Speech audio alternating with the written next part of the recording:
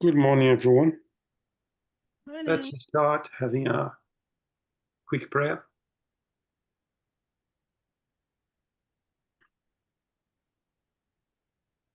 Father that art in heaven, we are here together in your name, amongst friends, trying to connect ourselves to our benefactors, to our spiritual friends, with the objective of learning a bit more about mediumship through the teachings of our friend Caldas. Be with us to the exercise, giving us the intuition to enjoy and to profit of this opportunity. Be with us today and always. So be it. So be it. So let me share the book with you all.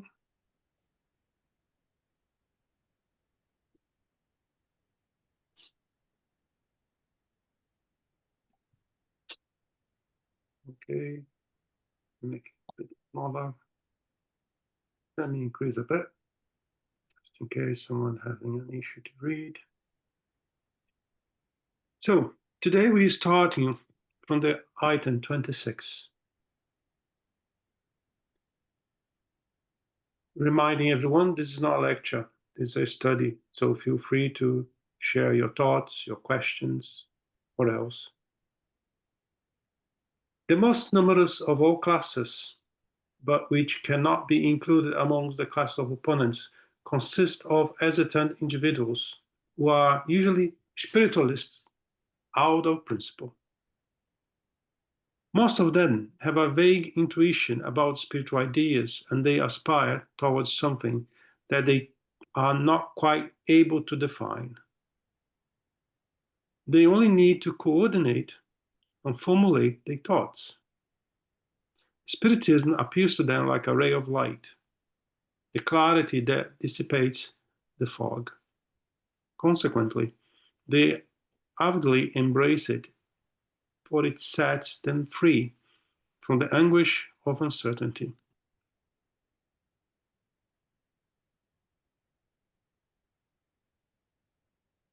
In my mind, it's clear that Spiritism is indeed a very good reference for anything related to Spiritism, spiritualism, or any kind of branch that consider life after death, that consider that we are spirits, that the spirits do exist, and things like that. But I ask myself how a spiritualist would interpret these sentences. I believe will depend on the individual. Some people will understand positively, some people may not. But the objective of this item in particular is to bring to light that Spiritism brings light or additional light to the level of information they may have.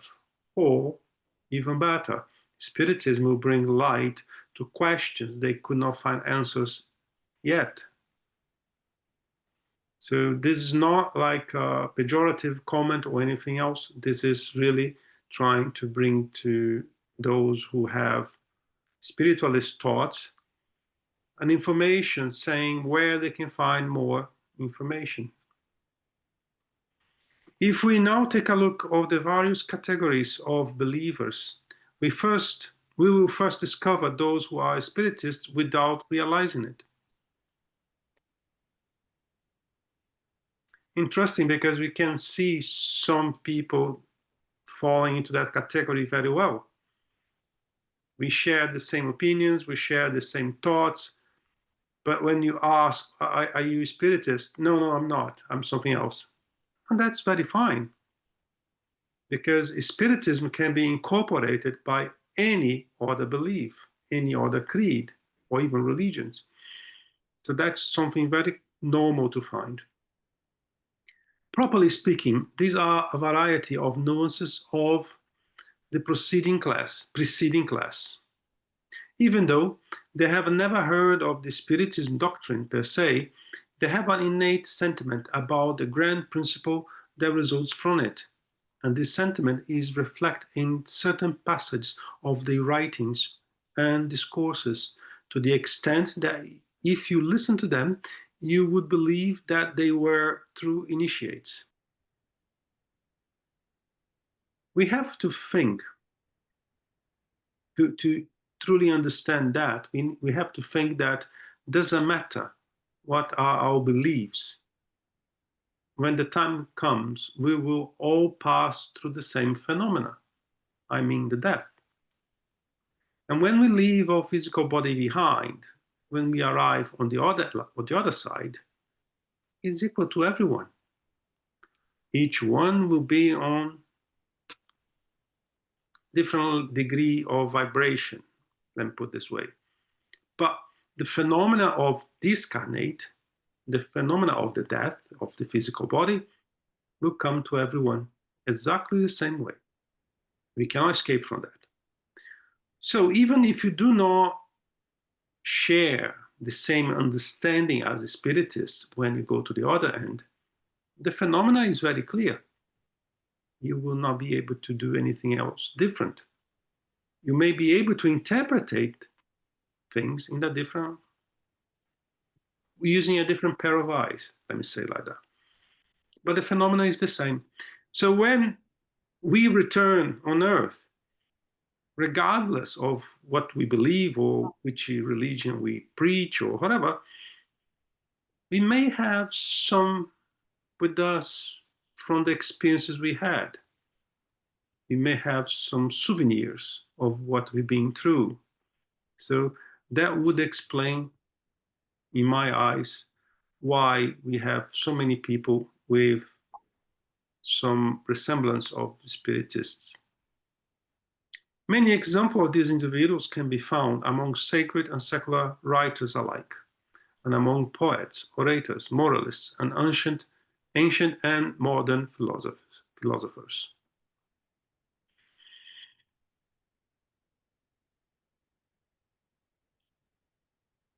We have so many artists that bring some degree of information of what they remember or what they have been able to visit in an expansion of the spirit, if I can say like that. The hell of Dante Alighieri, for example, he painted something that he saw somehow, something that he had the intuition at least. And like him, he had so many others. They are bringing nice pictures, nice musics. What else, you know? So we are spirits passing through a time on earth, but we are spirits. Among those who have become convinced by directly studying the subject, we may distinguish: 1. Those who believe purely and simply in the manifestations, who consider Spiritism to be a simple science of observation that demonstrates a series of more or less curious phenomena. We call them experimental spiritists.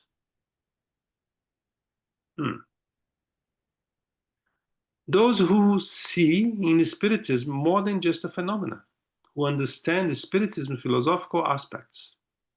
They believe in the morality that results from it, but they fail to practice it. And the doctrine's actual influence upon their character is thus insignificant or none at all. They do not change their habits, nor would they deprive themselves of one single pleasure. Understanding pleasure, something that's not positive, depending on the pleasure you're referring to. Misers remain miserly. The proud remain full of themselves. The envious and jealous remain aggressive. They see Christian charity as nothing more than pretty maxim. They are imperfect spiritists. Those who are not content, 3. Those who are not content with only admiring spiritist morality, but who practice it and accept all its consequences. Since they are convinced that earthly existence is only a temporal trial, They try to take advantage of such a brief moment to advance in the path of progress.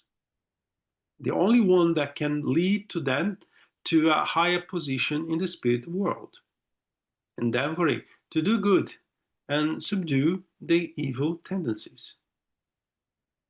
Friendship with them is always safe, for their firmness of conviction keeps them off all thoughts of evil. Charity is the rule of conduct among them.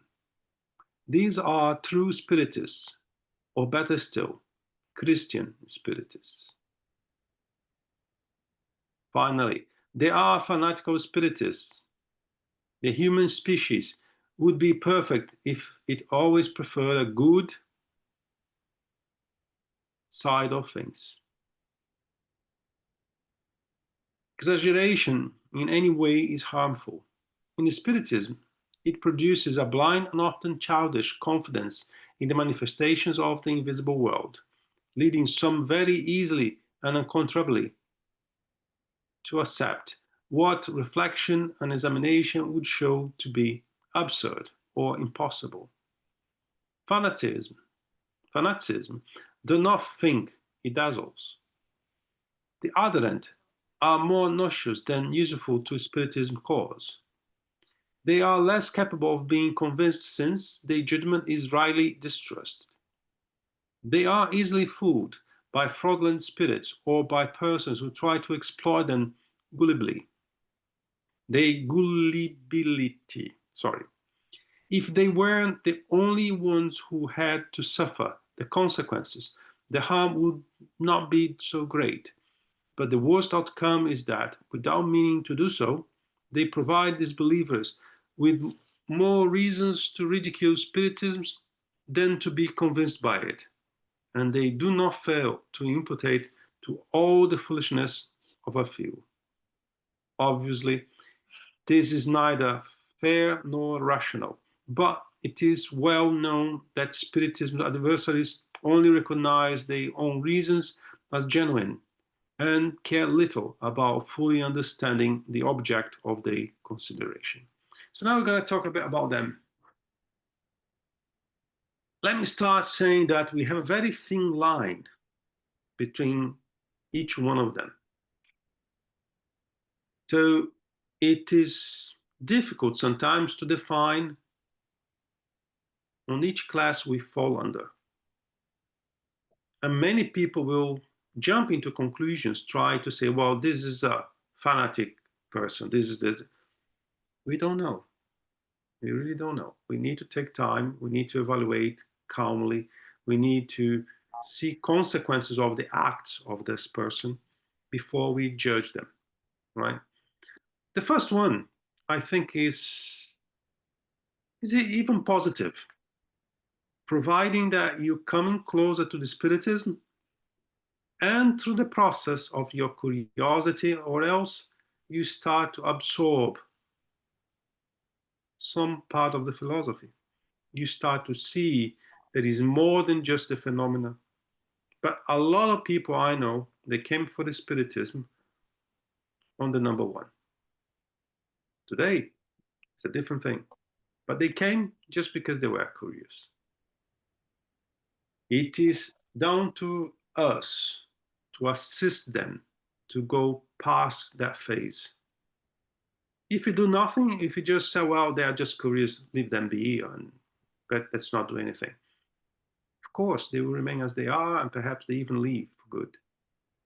But if we manage to introduce calmly, slowly, some topics, some principles of the philosophy per se, then they may migrate. Who knows? Those who see Spiritism as more than just curiosity, but they are not willing to leave behind what they like to do. Leave behind things that are not positive for their physical body nor for their spirit. So they understand all the consequences. They are prepared to even talk about it, but they don't follow it. Hi, Elsa. Guilherme, so a little point, an example. We have in our SSL Abadi Ahmed. He's a Muslim. 10 years ago, he started knowing about Spiritism. I saw the collection in his library, a lot of books that he bought during 10 years. Now he donated it to the Book Fair of Bath. But I cannot say this is a truly Spiritist, but he practiced. And he said many times when we talk that so many things in common with his studies as a religion, because he sees Spiritism as a beyond of his religion.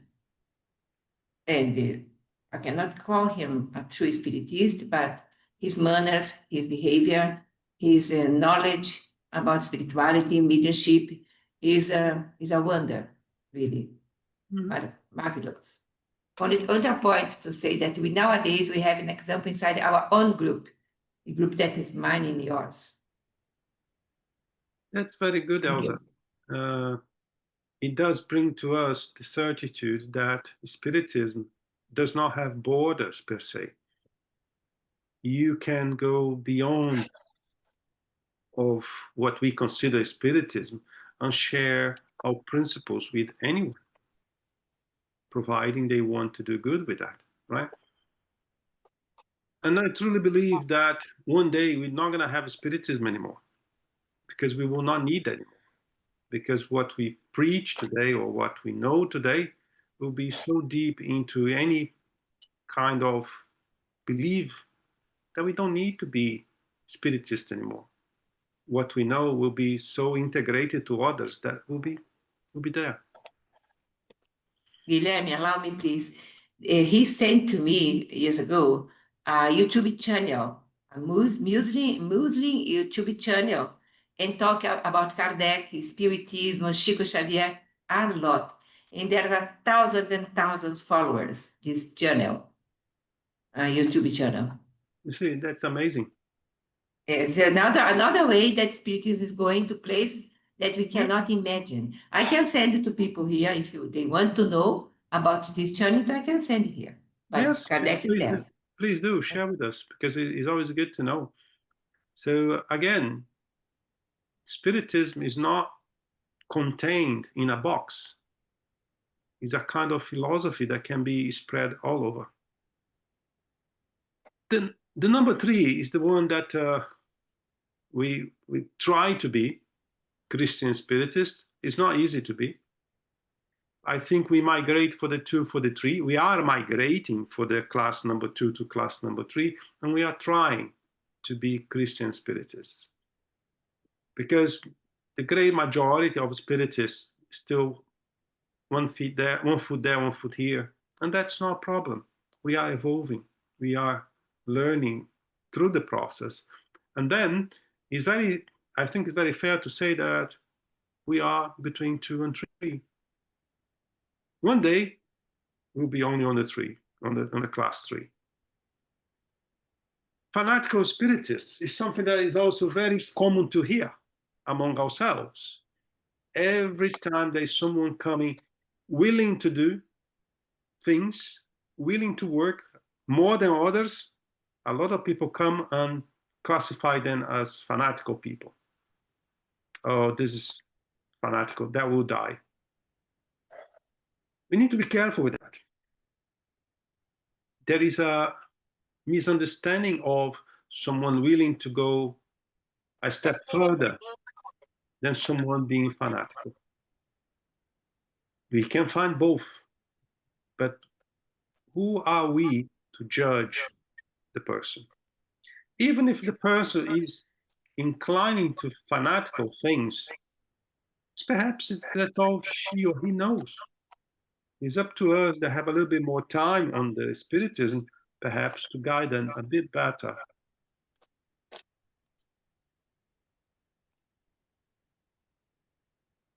There is a comment here. I don't normally read the comments, but I will read this one because I think it's interesting. The true Spiritists and the true Christians are one and the same thing. For all who practice charity are Jesus' disciples. disciples, whatever the denomination to which they belong. I remember when people used to go to hospitals and things like that. We used to be side by side with people with different beliefs. That's not a problem at all. We are there for a single reason, to help those on the orphanage, to help those in the hospital. And that's wonderful. There is no like, oh, you cannot be here because we profess a different belief. You should not consider that at all. So let's move on to the I-29. Again, this is not a lecture. If anyone wants to make a comment, wants to share anything, please feel free to do so, all right? You are very quiet today. The means of conviction vary considerably among individuals, and what persuades some will have no impression on others. Even though one person may be convinced by certain physical manifestations and another by intelligent communications, most are persuaded by reasoning. That's why I strongly advise everyone that are coming closer to the Spiritism or are part of the Spiritism to study the matter. Not to read, to study. Especially, well, here we're talking about mediumship, right? So if you're going into mediumship, you study the subject thoroughly, because there's a lot of things to learn. If you are a medium, if you are having some mediumistic characteristics, study so you can understand yourself better and how to handle it. If you're coming because someone else needs, same thing. Study that as well, so you'll be better prepared to help the person when the time comes. If you are part of a Spiritist meeting or a mediumship meeting, study is a must. Imagine the variety of spirits that are coming asking for help. So you need to study not only Spiritism, but study society. You need to study different beliefs. You need to study how can I be helpful? And to do that, you need to read everything. You need to read things that may think that's not even important for you today, but will be to someone that may come asking for your help. We could even say that for most of those who still cannot appreciate Spiritism through reason, the physical phenomena will have little impact.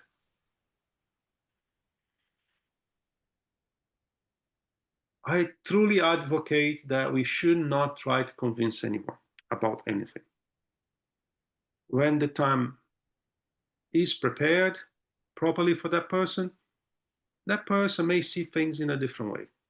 It's not down to me to convince anyone about anything at all. If I want to convince someone showing some of the phenomena through a mediumship meeting or through any other possibility to apply what we see as a Spiritist phenomena, you may not convince the person at all, especially nowadays. Well, if I get my cell phone today, if I open like Instagram, Facebook, I cannot say if what I see is real or not. I cannot say if what that person is speaking is really that person is speaking, or if it is a deep fake. So imagine someone seeing some of the Spiritism phenomena. The person is really in front of something that may not comprehend, may not believe, may not understand, may be afraid, and on top of that, will think it's fake. So why I would try to convince someone showing things that the person may not be prepared at all to see? We need to be careful with that. The more extraordinary the phenomena in the way they seem to depart substantially from known laws, the more opposition they encounter. And for a very simple reason, we are naturally led to doubt anything that is not sanctioned by reason. If I don't understand the phenomena in front of me, if I have not a single glance of why that could be happening, I will not believe at all. I will think it's totally fake. And even if I do have some study about it, it may not seem plausible to me that something like that is possible. You see, when I'm talking about spiritist phenomena, I talk about levitation. I'm talking about bilocation. I'm talking about changing the visage of the person, changing the voice of the person. There are some phenomena that may happen, but you can justify that with anything else. This is an AI change. This is something like that, you know. So we need to really not try to convince anyone or push anyone to believe in what you believe. All will consider then from their own point of view and offer their own individual explanation. The materialists attribute to them a purely physical cause or a hoax. The ignorant or superstition person to a diabolical or supernatural cause. However, an explanation that is prepared beforehand has the effect of destroying preconceived ideas and showing at least the possibility, if not the entire reality of the fact, which is thus comprehended before it is seen. So, by accepting the possibility of a fact, 3/4 of the conviction has been realized. So if you do have enough information about a phenomena, or at least some principles, you will have a better chance to understand what you may see.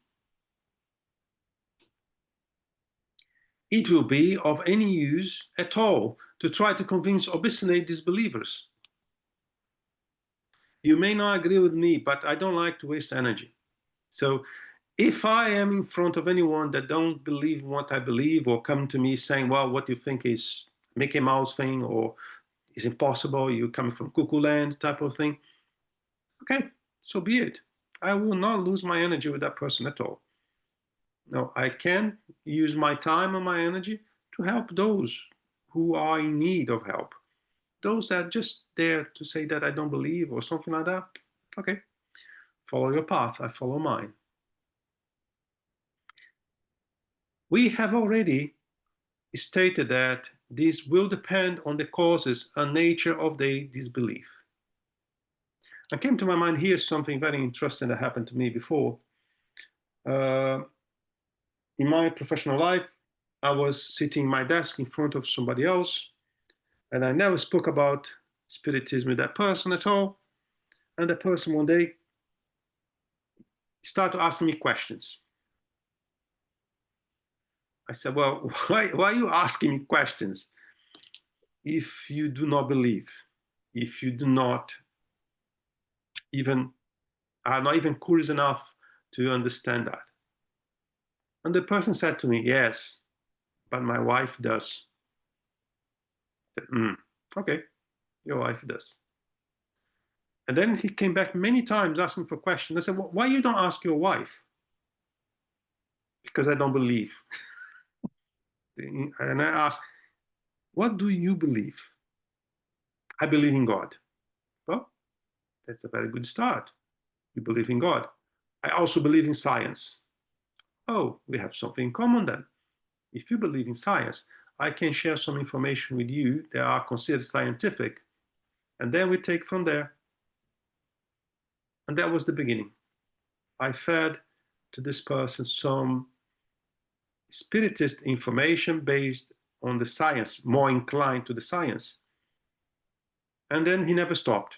So from that was the beginning of his development on the Spiritism, if I may say like that. But I was never offering anything. He came to me asking for information. Our insistence in trying to persuade them often leads them to believe in their own self-importance, which in turn leads them to be even more obstinate. Those who are neither convinced by reasoning nor phenomena still have the trial of disbelief to endure.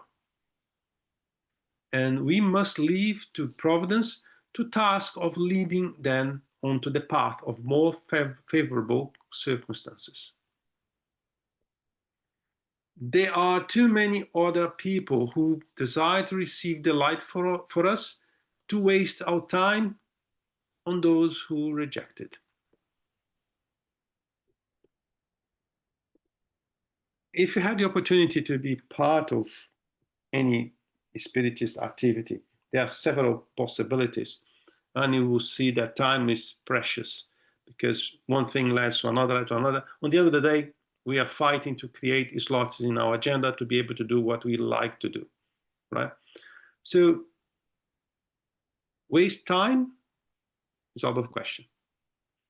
So if you feel like someone is coming and is wasting your time for any different reason, try to point this person to something that he or she would be attracted to.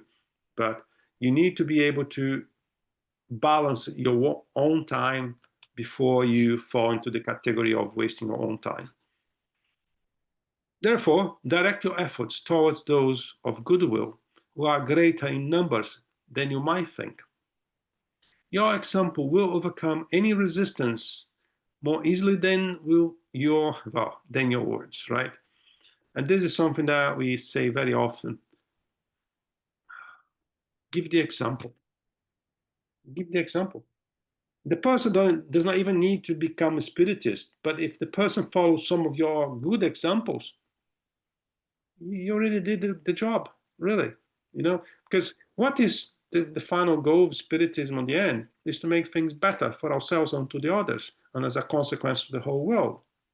But we have very little to consider that we can do something in the magnitude of changing the world, but we can change the person who we are. And when we change ourselves, if the person next to you start to observe that you start to be more resilient, feeling better, feeling happier, so that is the example you can be given to the person. I think that's very positive. True spiritists never lack an opportunity to do good. Afflicted hearts to relieve, consolation to offer, desperate emotions to calm, moral reformers to instill. This is their mission. Herein, they will find true satisfaction.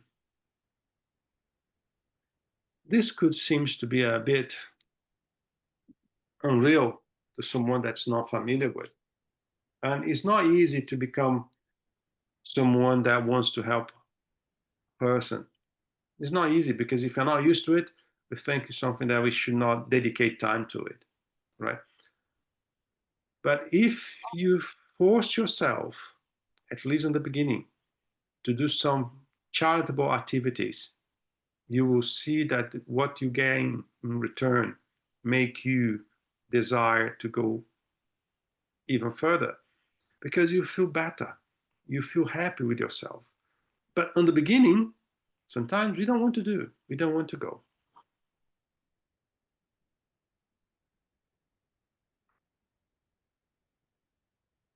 Spiritism pervades the atmosphere. It is expanding because of the very force of circumstances and because it enables those who professes it to be happy. I think we all want to be happy, right? It's just a matter of find the right balance, to find the right way for us. The right way for me may not be the right way for you, but I think we all want to be happy. When it is theoretic adversaries, here it's resounding all around them, even among their own friends. They will come to grips with their isolation and will be forced either to fall silent or surrender.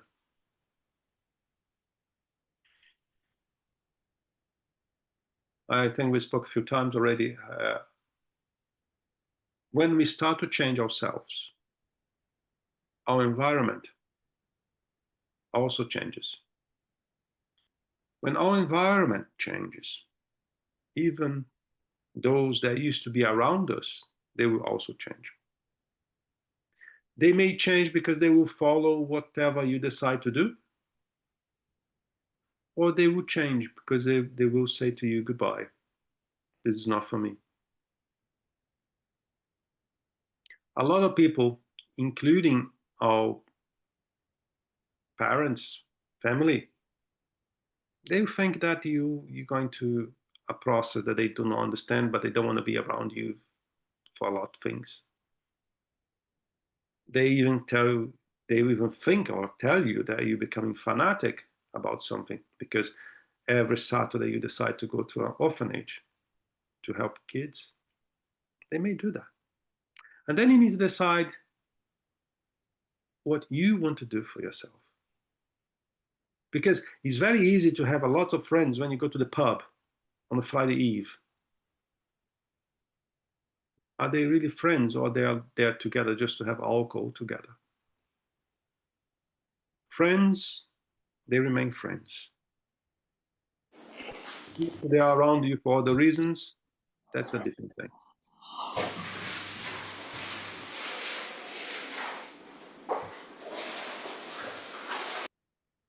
In order to proceed with the teachings of Spiritism in the same manner as occurs in the other ordinary sciences, you see, Kardec, he connects Spiritism to sciences on several occasions. It is a shame that many Spiritists don't see like that. Or even if they see, they do not profit of this possibility. It would be necessary to review the entire string of phenomena that may be produced, starting with the simplest and then progressing successively to the most complicated. However, such would be impossible because one cannot take a course of experimental Spiritism if it were a course of physics or chemistry. When studying the natural sciences, one is dealing with the raw matter, which can be manipulated at will, and the effects may almost certainly be controlled. But with Spiritism, one must deal with intelligences who are gifted with freedom, and who at every instant proves that they are not at all subject to our capricious whims. If you see someone in your path that will advocate that I'm working with this spirit, I can call him anytime, I can do something anytime, I can read your hand, I can tell your future, I can do things like that, beware, there is something wrong there. The person may be able to be speaking to a spirit, but not one, what we would say, a serious spirit. So any information that may come from that direction, you need to be very careful. Thus, it is necessary to observe, to wait the results and reap them as they occur. That is why we vehemently state all those who would flatter themselves by imagining they can obtain results as well are nothing more than ignorant persons or impostors.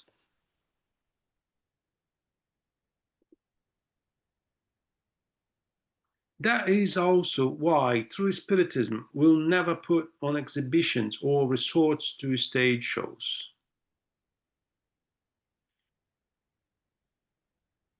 I like to be very careful the way we present Spiritism. Nowadays, it's very easy to present the Spiritism through social media, for example. We need to be careful with what we see, with what we observe, and the reasons that the person may be doing something may not be the right one, or is in the process to learn which is the right one to do. Because today it's very easy to get access to reach millions of people. And you may guide people, or you may send people to a different path. We have to be very responsible in what we do and choose wisely what we see. That is also why true Spiritism will never put exhibitions to resort to a stage show. It would, moreover, be illogical to suppose that spirits would ever take part of such exhibition and submit themselves to research-like object of curiosity. Hence, the phenomena may not occur at the most desired moment, or they might occur in a much different way than what we intended. We might add further that in order to obtain them, we need persons who are endowed with special faculties, and such faculties vary widely depending on the aptitude of each particular individual. In addition, let me just talk about that here before we move on. There isn't a single medium that we can say this one is the same as the other one. Everyone have different characteristics, different sensibilities. Mediumship evolves. Today, I may have this perception, these characteristics. Tomorrow, I may have a different one. But we all are different. Even though if we are in the room with the 3 clairvoyant mediums, the 3 clairvoyant mediums may see something different because we connect to the spiritual world in a different way. We have different degrees of sensibility, so I can see things that the other 2 cannot, and likewise the opposite. In addition, since it is extremely rare for one of the same individuals to possess all the various aptitudes, the difficulty increases due to always having to have a truly complete collection of mediums at our disposal. Sorry. Which in itself would never be possible.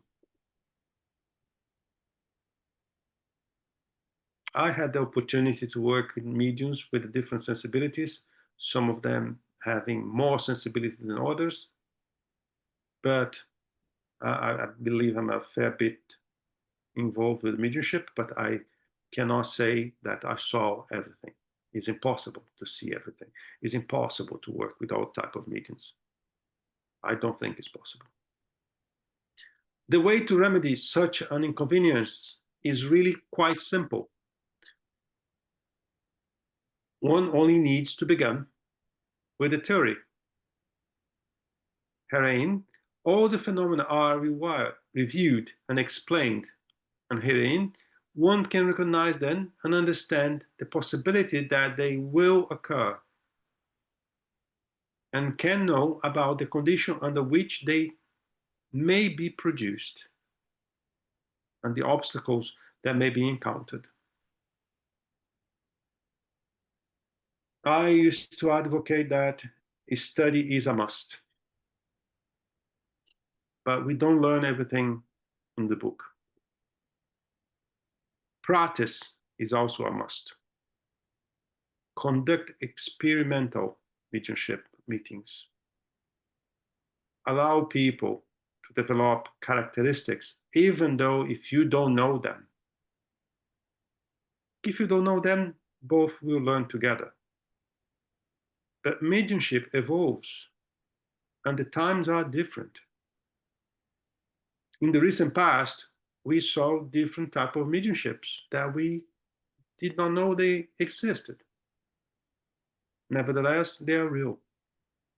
So we need to keep open our hearts to different possibilities. In this way, whatever may be the order in which the circumstance leads to witness them,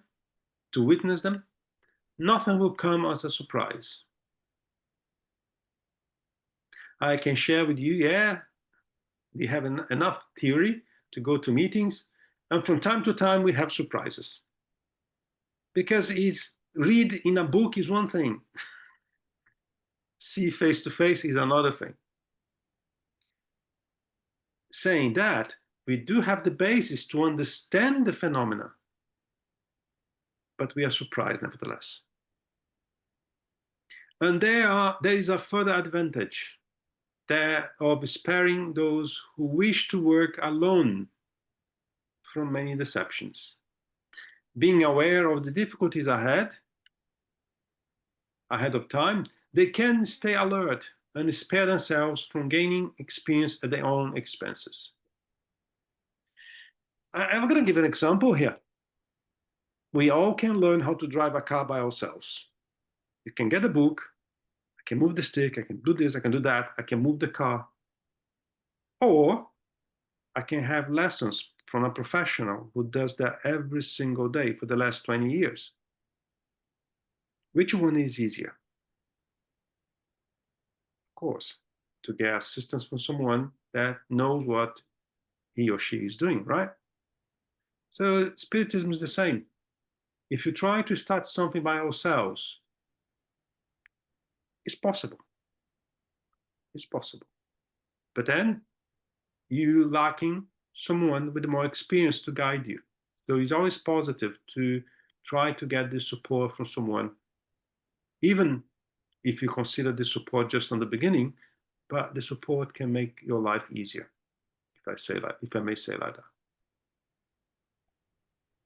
Since the time we began to concern ourselves with Spiritism, it would be difficult to determine the number of people who have approached us, and how many among these remaining indifferent and disbelievers when confronted with the most obvious phenomena, only to be convinced later through the rational explanation. How many others were predisposed to accept Spiritism through their reasoning, and how many finally were persuaded without having witnessed anything at all, but were led to it because they comprehend it. Therefore, we speak from experience, and that is why we have affirmed that the best method of teaching Spiritism is the one that is geared toward the reason and not the eyes. This is the method we use in our lessons, and for which we congratulate ourselves. I think it's clear, the message. You hear me talking about studying, you read Caldas saying about studying. So this is a must. Our responsible medium will study continuously.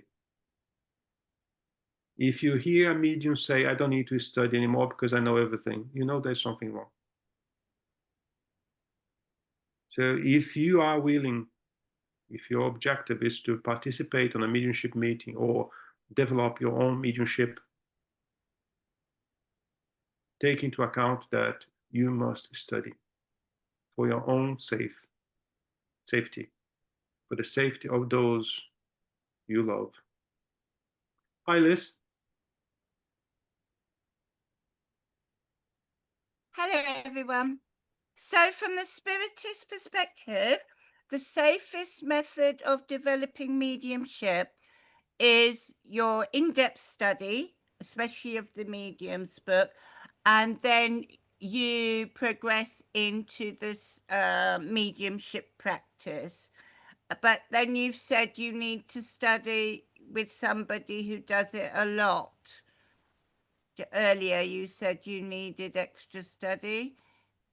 You can study by yourself, but if you decide to learn math by yourself, it's way harder if you decide to learn math with someone that knows math before you. Yeah. You know?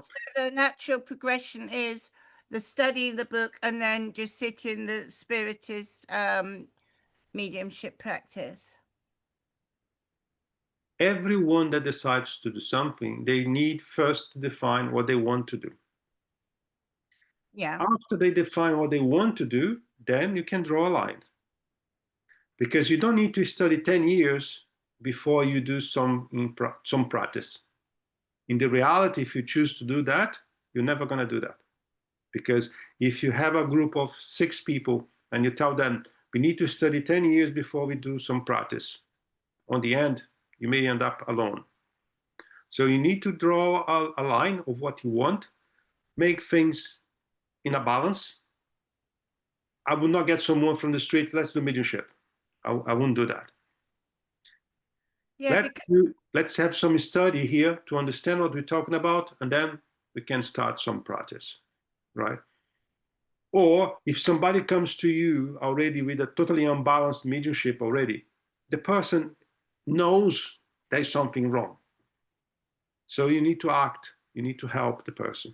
So you will recommend the study and you will try to do something, some actions. And the actions would be what? Possibly trying to teach the person to control the phenomena that she or he does not know how to do it. yeah, I'm asking because I'm particularly concerned, you know, when I start my community, we're obviously going to be doing all the study.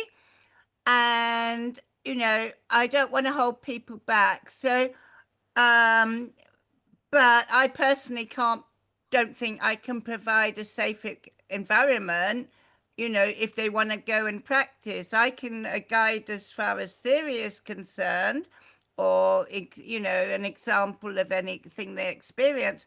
So are they automatically meant to be part of the Spiritist mediumship practice? Because there has to be a goal. Mm-hmm. I hear very often that you would like to do, but I don't think I'm prepared to do, and I need someone to do for myself. I'm not talking about you, I'm talking in general. I have mediums, I have a group of mediums with me, but I need someone to take care of it. So again, we need to draw a line. We need to define what we want. You are, for example, now I'm speaking about you. You are with us for years. How many years we are doing here together this study? So you've seen a lot. You spoke a lot, you know. So you're not a teenager on the Spiritism per se. You already have enough information to guide a group on the study. And I truly believe you also have enough information to start a mediumship experimentation group. I'm not saying about having mediumship meeting per se, where you're going to help suffering spirits, but experimentation is to try to identify if the person really possesses the sensibility or not to become a medium. But a lot of people feel like, oh, I'm not prepared, and then I'm not starting anything. So I truly advocate that we need to draw a line. What we want, what are our objectives, why I want to do. And if something that the person or the group want to do is serious, they will be surrounded by good spirits, give them all the support they need to do it. What we should not do is be in front of a possibility and not do because of different reasons, you know. But this We have is two reasons: the development of the soul and the spirit, and to help others. Those are our two reasons. yes. So if we do it in a safe environment, asking for the help and protection of the spirits, the right ones will come, then you're saying. Yeah. So it's Yeah. safe. Yeah. All right. It's the safety aspect I'm concerned about. Yeah. Of course, in the beginning, you may have surprises, but we have surprises nowadays anyway. You know, it's a learning process. You know what you need for a structured meeting. You know the people you need. You know the spirits that will be around you, the good spirits that will be around you giving the support. But a lot of people don't breach that wall because it's always waiting someone to do for themselves. And then we lose a lot of great opportunities because, well, no, I'm not ready. You know, I hear that. I'm not talking about you. I hear that. Well, I'm not ready. But then I see mediums coming to that person, 1, 2, 3, 4. So, well, you were telling me that you don't have a mediumship meeting because you don't have mediums. In the last 6 months, I saw at least 4 coming to you asking for assistance. What are you doing? And then the person never said anything. No. That's why I said a few times already, you need to draw a line. What do you want to do? What are the objectives? If you're just saying for the sake of saying, you're not going to do anything. But if you really are into it to prepare something, things will come together. I have no doubt. Thank you.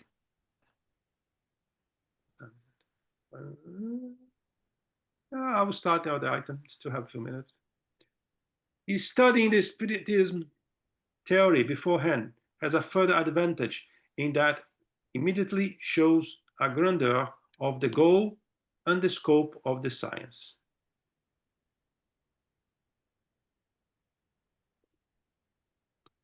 Again, studying.